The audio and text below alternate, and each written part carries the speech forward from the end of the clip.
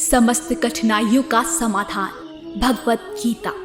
प्रथमोऽध्यायः। न च श्रेयोऽनुपश्यामि हत्वा स्वजनमाहवे न काङ्क्षे विजयं कृष्ण न च राज्यं सुखानि च। हे कृष्ण, इस युद्ध में अपने ही सब जनों का वध करने से न तो मुझे कोई अच्छाई दिखती है और न मैं उससे किसी प्रकार की विजय, राज्य या सुख की इच्छा रखता हूं। तात्पर्य ये जाने बिना कि मनुष्य का स्वार्थ विष्णु में है। सारे बुद्ध जीव शारीरिक संबंधों के प्रति ये सोचकर आकर्षित होते हैं कि वो ऐसी परिस्थितियों में प्रसन्न रहेंगे। ऐसी देहात्म बुद्धि के कारण वे भौतिक सुख के कारणों को भी भूल जाते हैं। अर्जुन तो क्षत्रिय का नैतिक धर्म भी भूल गया था। कहा जाता है कि दो प्रकार के मनुष्य परम शक्तिशाली तथा जाज्वल्यमान सूर्य मंडल में प्रवेश करने के योग्य होते हैं। ये हैं, एक तो क्षत्रिय जो कृष्ण की आज्ञा से युद्ध में मरता है, तथा दूसरा सन्यासी जो आध्यात्मिक अनुशीलन में लगा रहता है। अर्जुन अपने शत्रुओं को भी मारने से विमुख हो रहा है। अपने संबंधियों की बात तो छोड़ दे, वो सोचता है कि सब जनों को मारने से उसे जीवन में सुख नहीं मिल सकेगा, अतः वह लड़ने के लिए इच्छुक नहीं है। जिस प्रकार की भूख न लगने पर कोई भोजन बनाने को तैयार नहीं होता, उसने तो बन जाने का निश्चय कर लिया है, जहां वो एकांत में निराशापूर्ण जीवन काट सके। किंतु क्षत्रिय होने के नाते उसे अपने जीवन निर्वाह के लिए राज्य चाहिए, क्योंकि क्षत्रिय कोई अन्य कार्य नहीं कर सकता। किंतु अर्जुन के पास राज्य कहाँ है? उसके लिए तो राज्य प्राप्त करने का एकमात्र अवसर है कि अपने बंधु बांधवों से लड़कर अपने पिता के राज्य का उत्तराधिकार प्राप्त करे, जिसे वह करना नहीं चाह रहा है। इसलिए वो अपने को जंगल में एकांतवास करके निराशा का एकांत जीवन बिताने के योग्य समझता है। समस्त कठिनाइयों का समाधान भगवत गीता। प्रथमोऽध्यायः। हे गोविंद, हमें राज्य, सुख अथवा इस जीवन से क्या लाभ? क्योंकि जिन सारे लोगों के लिए हम उन्हें चाहते हैं, वो ही इस युद्ध भूमि में खड़े हैं। ये मधुसूदन जब गुरुजन, पितृगण, पुत्रगण, पितामह, मामा, ससुर, पौत्रगण, साले और अन्य सारे संबंधी अपना अपना धन एवं प्राण देने के लिए तत्पर हैं और मेरे समक्ष खड़े हैं, तो फिर मैं इन सबको क्यों मारना चाहूंगा? भले ही वो मुझे क्यों ना मार डाले। हे जीवों के पालक, मैं इन सब से लड़ने को तैयार नहीं, भले ही बदले में मुझे तीनों लोक क्यों ना मिलते हो। इस पृथ्वी की तो बात ही छोड़ दें। भला धृतराष्ट्र के पुत्रों को मारकर हमें कौन सी प्रसन्नता मिलेगी? तात्पर्य अर्जुन ने भगवान कृष्ण को गोविंद कहकर संबोधित किया, क्योंकि वो गौवों तथा इंद्रियों की समस्त प्रसन्नता के विषय हैं। इस विशिष्ट शब्द का प्रयोग करके अर्जुन संकेत करता है कि कृष्ण ये समझे कि अर्जुन की इंद्रियां कैसे तृप्त होंगी। किंतु गोविंद हमारी इंद्रियों को तुष्ट करने के लिए नहीं है। हाँ, यदि हम गोविंद की इंद्रियों को तुष्ट करने का प्रयास करते हैं तो हमारी इंद्रियां स्वतः तुष्ट होती हैं। भौतिक दृष्टि से प्रत्येक व्यक्ति अपनी इंद्रियों को तुष्ट करना चाहता है और चाहता है कि ईश्वर उसके आज्ञा पालक की तरह काम करे। किंतु ईश्वर उनकी तृप्ति वहीं तक करते हैं जितनी के वो पात्र होते हैं, उस हद तक नहीं जितना वो चाहते हैं। यहाँ पर जाति तथा कुटुंबियों के प्रति अर्जुन का प्रगाढ़ स्नेह आशंक रूप से इन सब के प्रति उसकी स्वाभाविक करुणा के कारण है। अतः वो युद्ध करने के लिए तैयार नहीं है।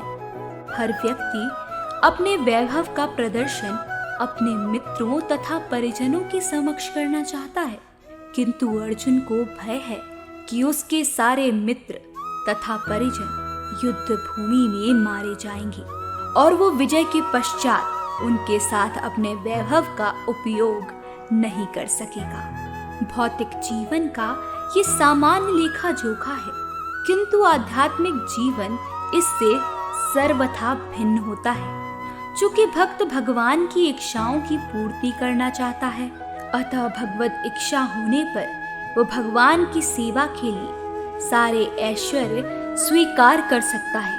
किंतु यदि भगवत इच्छा ना हो तो वो एक पैसा भी ग्रहण नहीं। इसका उद्घाटन अगले अध्यायों में होगा। भगवान का असली भक्त होने के कारण अर्जुन अपने अत्याचारी बंधु बांधवों से प्रतिशोध नहीं लेना चाहता था, किंतु ये तो भगवान की योजना थी कि सबका वध हो। भगवान दुष्टों से प्रतिशोध नहीं लेना चाहते, किंतु दुष्टों द्वारा भक्त के उत्पीड़न को सहन नहीं कर पाते। भगवान किसी व्यक्ति को अपनी इच्छा से क्षमा कर सकते हैं, किंतु यदि कोई उनके भक्तों को हानि पहुंचाता है तो वो उसे क्षमा नहीं करते। इसलिए भगवान इन दुराचारियों का वध करने के लिए उद्यत थे, यद्यपि अर्जुन उन्हें क्षमा करना चाहता था।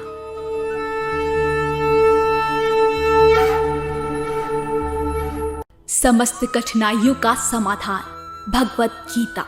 प्रथमोऽध्यायः पापमेवाश्रयेदस्मान् हत्वैतानाततायिनः तस्मान्नार्हा वयं हन्तुं धार्तराष्ट्रान् स्वबान्धवान् स्वजनं हि कथं हत्वा सुखिनः स्याम माधव।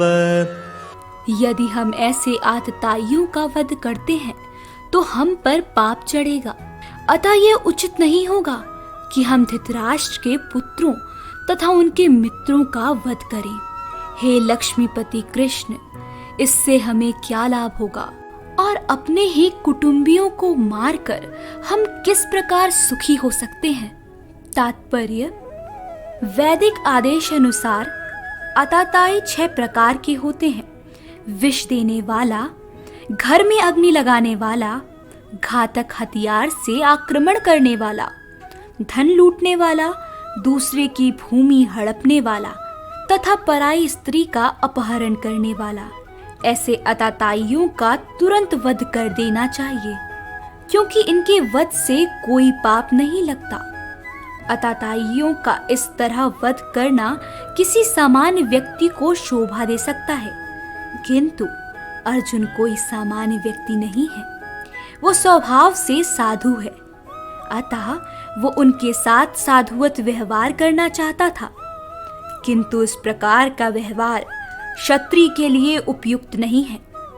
यद्यपि राज्य के प्रशासन के लिए उत्तरदायी व्यक्ति को साधु प्रकृति का होना चाहिए, किंतु उसे कायर नहीं होना चाहिए। उदाहरणार्थ, भगवान राम इतने साधु थे कि आज भी लोग राम राज्य में रहना चाहते हैं, किंतु उन्होंने कभी कायरता प्रदर्शित नहीं की। रावण आतताई था, क्योंकि वो राम की पत्नी सीता का अपहरण करके ले गया था, किंतु राम ने उसे ऐसा पाठ पढ़ाया जो विश्व इतिहास में बेजोड़ है। अर्जुन के प्रसंग में विशिष्ट प्रकार के आतताइयों से भेंट होती है। ये है उसके निजी पितामह, आचार्य, मित्र, पुत्र, पौत्र इत्यादि। इसलिए अर्जुन ने विचार किया कि उनके प्रति वो समान आतताइयों जैसे कटु व्यवहार न करे। इसके अतिरिक्त साधु पुरुषों को तो क्षमा करने की सलाह दी जाती है। साधु पुरुषों के लिए ऐसे आदेश किसी राजनीतिक आपातकाल से अधिक महत्व रखते हैं। इसलिए अर्जुन ने विचार किया कि राजनीतिक कारणों से सब जनों का वध करने की अपेक्षा धर्म तथा सदाचार की दृष्टि से उन्हें क्षमा कर देना श्रेष्ठकर होगा। अतः क्षणिक शारीरिक सुख के लिए इस तरह वध करना लाभप्रद नहीं होगा। अंततः जब सारा राज्य तथा उससे प्राप्त सुख स्थायी नहीं है, तो फिर अपने सब जनों को मारकर वो अपने ही जीवन तथा शाश्वत मुक्ति को संकट में क्यों डालें? अर्जुन द्वारा कृष्ण को माधव अथवा लक्ष्मीपति के रूप में संबोधित करना भी सार्थक है।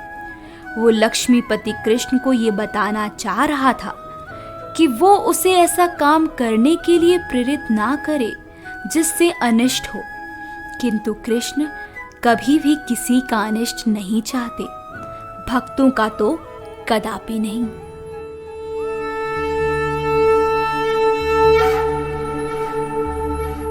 समस्त कठिनाइयों का समाधान भगवत गीता।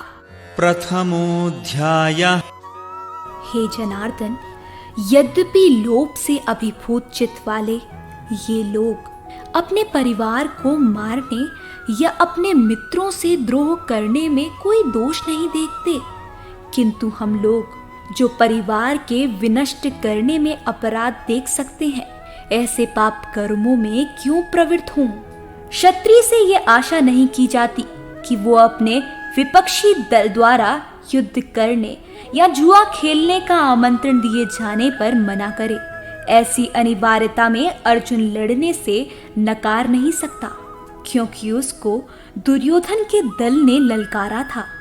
इस प्रसंग में अर्जुन ने विचार किया हो सकता है कि दूसरा पक्ष इस ललकार के परिणामों के प्रति अनभिज्ञ हो, किंतु अर्जुन को तो दुष्परिणाम दिखाई पड़ रहे थे, अतः वह इस ललकार को स्वीकार नहीं कर सकता। यदि परिणाम अच्छा हो तो कर्तव्य वस्तुतः पालनीय है, किंतु यदि परिणाम विपरीत हो तो हम उसके लिए बाध्य नहीं होते। इन पक्ष विपक्षों पर विचार करके अर्जुन ने युद्ध न करने का निश्चय किया।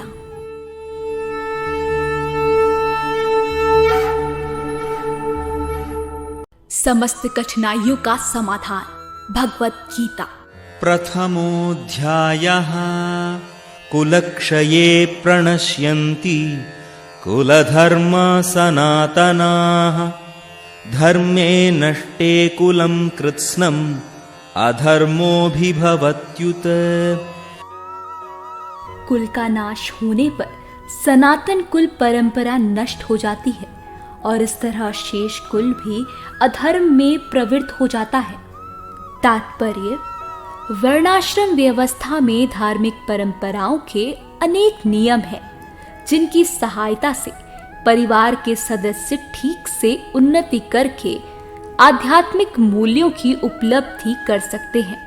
परिवार में जन्म से लेकर मृत्यु तक के सारे संस्कारों के लिए वयोवृद्ध लोग उत्तरदायी होते हैं, किंतु इन वयोवृद्धों की मृत्यु के पश्चात संस्कार संबंधी पारिवारिक परंपराएं रुक जाती हैं और परिवार के जो तरुण सदस्य बचे रहते हैं वो अधर्ममय व्यसनों में प्रवृत्त होने से मुक्ति लाभ से वंचित रह सकते हैं।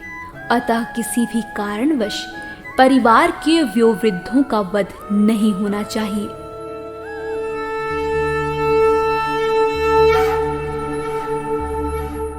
समस्त कठिनाइयों का समाधान भगवत गीता। प्रथमोऽध्यायः। अधर्माभिभवात् कृष्ण प्रदुष्यन्ति कुलस्त्रियः, स्त्रीषु दुष्टासु वार्ष्णेय जायते वर्णसंकरः। हे कृष्ण, जब कुल में अधर्म प्रमुख हो जाता है तो कुल की स्त्रियां दूषित हो जाती हैं और स्त्रीत्व के पतन से हे वृषणवंशी अवांछित संतानें उत्पन्न होती हैं। तात्पर्य, जीवन में शांति, सुख तथा आध्यात्मिक उन्नति का मुख्य सिद्धांत मानव समाज में अच्छी संतान का होना है। वर्णाश्रम धर्म के नियम इस प्रकार बनाए गए थे कि राज्य तथा जाति की आध्यात्मिक उन्नति के लिए समाज में अच्छी संतान उत्पन्न हो। ऐसी संतान समाज में स्त्री के सतीत्व और उसकी निष्ठा पर निर्भर करती है। जिस प्रकार बालक सरलता से कुमार्गगामी बन जाते हैं, उसी प्रकार स्त्रियां भी पत्नोमुखी होती हैं।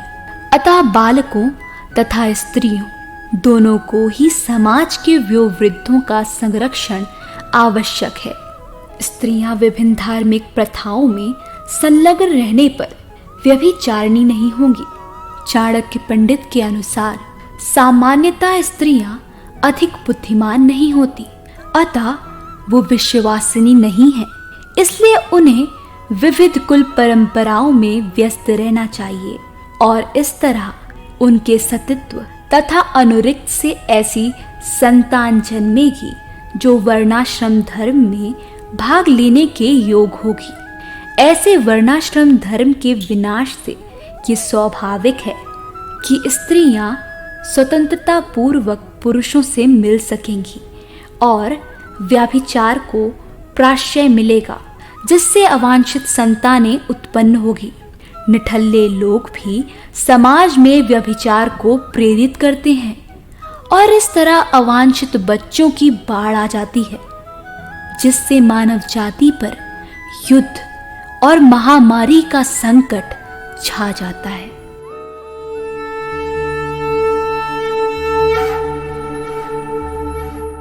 समस्त कठिनाइयों का समाधान भगवत गीता।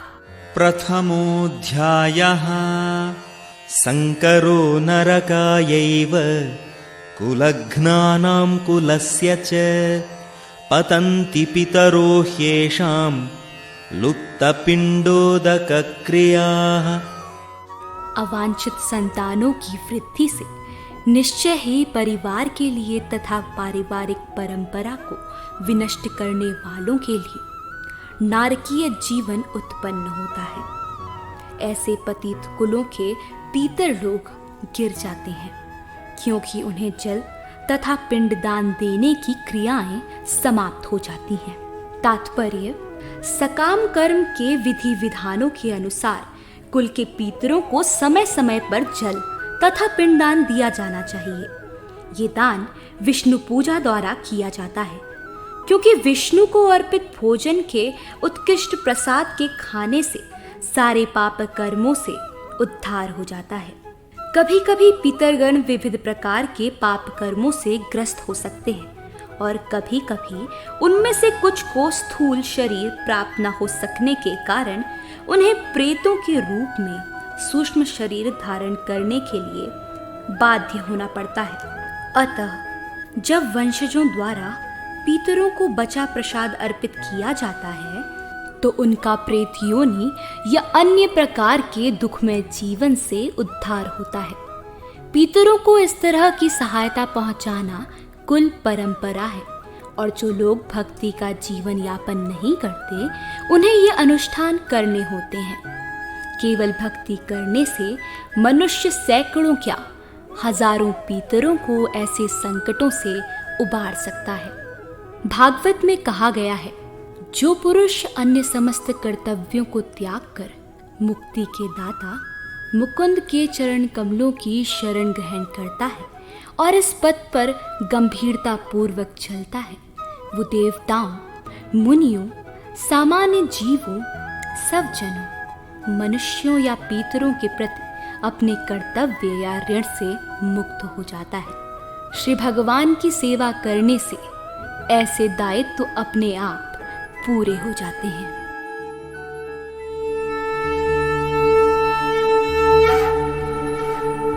समस्त कठिनाइयों का समाधान भगवत गीता। प्रथमोऽध्यायः दोषैरेतैः कुलघ्नानां वर्णसंकरकारकैः उत्साद्यन्ते जातिधर्माः कुलधर्माश्च शाश्वताः। जो लोग कुल परंपरा को विनष्ट करते हैं और इस तरह अवांछित संतानों को जन्म देते हैं, उनके दुष्कर्मों से समस्त प्रकार की सामुदायिक योजनाएं तथा पारिवारिक कल्याण कार्य विनष्ट हो जाते हैं। तात्पर्य, सनातन धर्म या वर्णाश्रम धर्म द्वारा निर्धारित मानव समाज के चारों वर्णों के लिए सामुदायिक योजनाएं तथा पारिवारिक कल्याण कार्य इसलिए नियोजित है कि मनुष्य चरम मोक्ष प्राप्त कर सके। अतः समाज के उत्तरदायी नायकों द्वारा सनातन धर्म परंपरा के विखंडन से उस समाज में अव्यवस्था फैलती है। फलस्वरूप लोग जीवन के उद्देश्य विष्णु को भूल जाते हैं। ऐसे नायक अंधे कहलाते हैं और जो लोग इनका अनुगमन करते हैं वो निश्चय ही कुव्यवस्था की ओर अग्रसर होते हैं।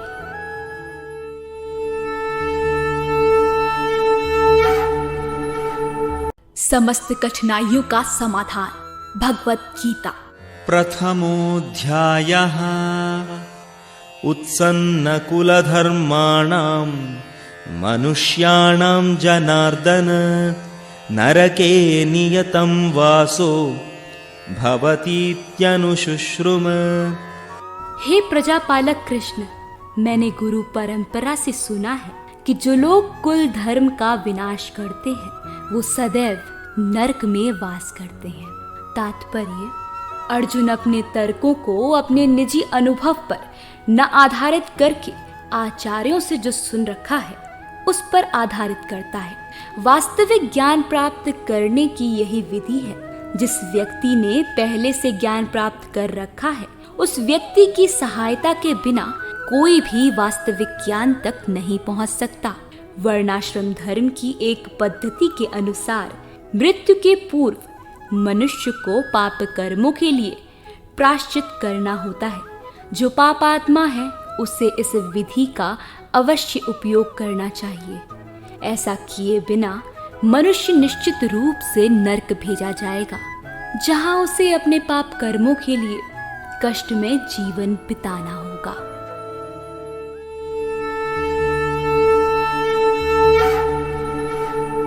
समस्त कठिनाइयों का समाधान भगवत गीता। प्रथमोऽध्यायः अहो बत महत्पापम् कर्तुं व्यवसिता वयं यद्राज्यसुखलोभेन हन्तुं स्वजनमुद्यताः। ओ, कितने आश्चर्य की बात है कि हम सब जघन्य पाप कर्म करने के लिए उद्यत हो रहे हैं। राज्य सुख भोगने की इच्छा से प्रेरित होकर हम अपने ही संबंधियों को मारने पर तुले हैं। तात्पर्य, स्वार्थ के वशीभूत होकर मनुष्य अपने सगे भाई, बाप या माँ के वध जैसे पाप कर्मों में प्रवृत्त हो सकता है। विश्व के इतिहास में ऐसे अनेक उदाहरण मिलते हैं, किंतु भगवान का साधु भक्त होने के कारण अर्जुन सदाचार के प्रति जागरूक है, अतः वह ऐसे कार्य से बचने का प्रयत्न करता है।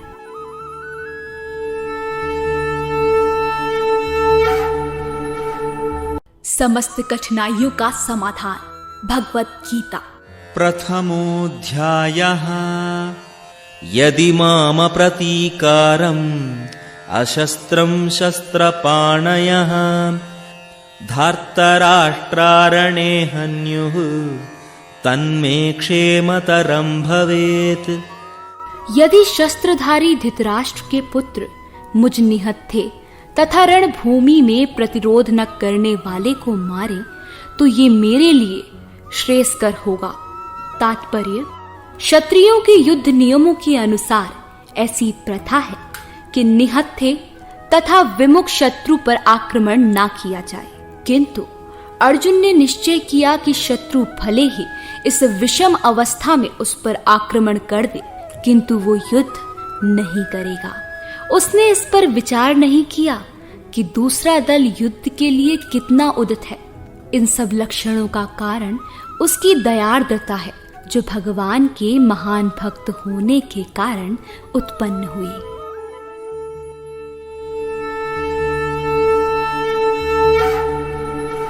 समस्त कठिनाइयों का समाधान भगवत गीता। प्रथमोऽध्यायः संजय उवाच एवमुक्त्वार्जुनः संख्ये रथोपस्थ उपाविशत् विसृज्य सशरं चापं शोकसंविघ्नमानसः।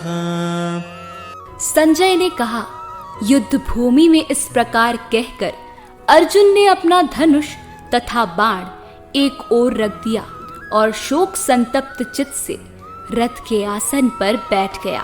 तात्पर्य, अपने शत्रु की स्थिति का अवलोकन करते समय अर्जुन रथ पर खड़ा हो गया था, किंतु वो शोक से इतना संतप्त हो उठा कि अपना धनुष बाण एक ओर रखकर रथ के आसन पर पुनः बैठ गया। ऐसा दयालु तथा कोमल हृदय व्यक्ति जो भगवान की सेवा में रत हो, आत्मज्ञान प्राप्त करने के योग्य है।